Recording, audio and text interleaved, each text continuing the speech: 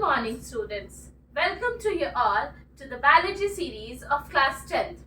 We have discussed about asexual reproduction in organism. Now we will be discussing about sexual reproduction in the organism. Coming to sexual reproduction in organism, we will consider the sexual reproduction in flowers and sexual reproduction in animals or humans. Now, first understand that what is sexual reproduction. So, in sexual reproduction, there is fusion of two gametes, fusion of two germ cells or fusion of two sex cells. One is male and another is female.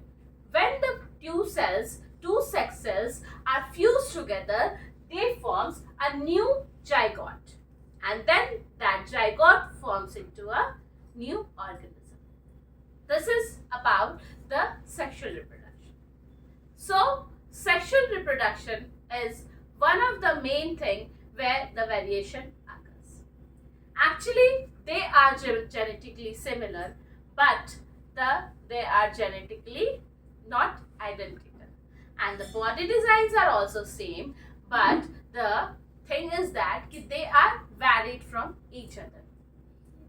So let's come to the flower, sexual reproduction in flower. So in flower also, the flower has four parts.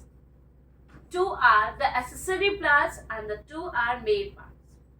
The male parts consist of male parts and female parts, and the accessory parts contains the sepals, petals. So the four parts of the flowers are calyx, corolla, androecium and gynoecium. So you have seen a flower? Yes. The flowers are very beautiful, red, white, pink or purple or yellow or many colors. So that color is imparted due to the color of petals. So the first part of flower is the petals. You see the different colors of the flowers, different colors of petals of the flowers are what? They are petals, and they are collectively known as calyx.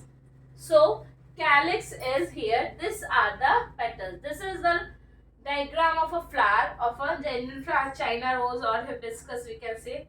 So here these are the petals. Now second part is sepals. Sepals collectively known as corolla. Sepals, the greenish part that contains the petals are called sepals. Sepals are green in color and sepals collectively known as corolla. The third part is the main reproductive part of the male is the stamen, which contains anther and filament. Here you see that this is what? This is a anther. And anther is generally what? Bilobed. And from that anther, a stalk-like of structure is there, and that is what? Filament. And this is male reproductive part. Then the female reproductive part contains stigma, style, and ovary. Stigma, the upper part, the first part of the female part. The stalk-like structure or the longitudinal or straight structure, that is style, and the main part of the female reproductive female part is the ovary, in which the small ovules are being present, and the beside the the smallest part is what? Receptacle. Now come to the now stamens, anther and filament together called as stamen, and here style, stigma and ovary are called as style, stamen, and ovary are called as carpel or pistil. So these are the four main parts of flowers, in which two parts are the reproductive part and two parts are the accessory parts. Now coming to, there are two types of flowers, that is unisexual flower and bisexual flower. Unisexual flowers are those flowers in which only one part is present, either male or female. Like for example, papaya. In this plant, either male is present or female is present. And the bisexual flower is those in which both the male and females are present together. Like for example, rose and mustard are the example, or China rose is the example of bisexual flower. Coming to now parts of the flower, so we have discussed. Now come how this flower reproduce, how they fertilize. Yes, so they fertilize to the process is called pollination. Means male part which is very much motile and female part which contains nutrients. What happened? They both fuse together. Male part goes to female part and then they both fuse together. And where does reproduction takes place? Yes, in the ovary. Male has the ability to move and female is containing what? Nutritive part. So they both fuse together to form a zygote or form an embryo. So this pollination is being done through some agents. They move. How they move? They move through some agents. Like wind is the agent, insect is the agent, and water is the agent. And sometimes birds are also the agent. Now let's come that there are two types of pollination. How these pollination occurs? So there are two types of pollination, that is self-pollination and cross-pollination.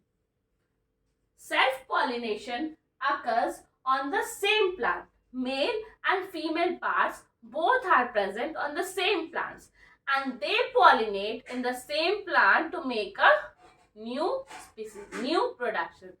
And the cross-pollination occurs in the different plant. Like male is present in this plant and female is present in this plant. So the male will move to female and they will fuse to form an embryo. And that embryo forms a zygote. Yes. And zygote forms what?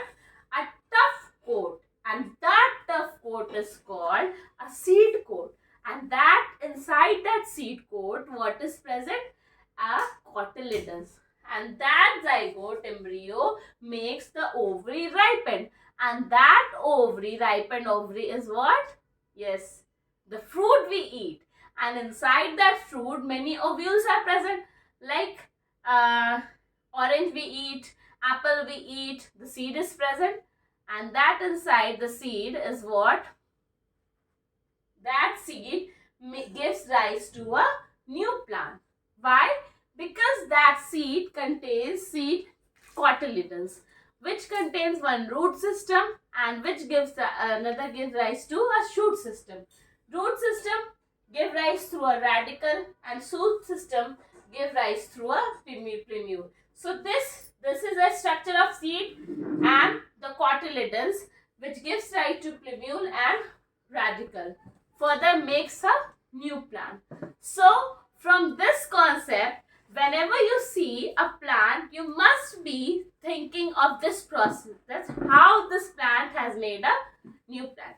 Or either you have seen a gram in your house. So what you will take, you will soak a gram and what you will do, you will keep it for the germination. It will germinate and what happen? This will give rise to plumule and radicle. And this radicle and plumule only give rise to a new plant. So this was all about the flowering plant of the reproduction of flowering plant. I hope that whenever you get this concept, you must realize that the question, whatever is asked, you must solve it and you must be enjoying whenever you see the plants and you can imagine how the plant reproduces a new plant. So in next class, I will be dealing with the sexual reproduction in human.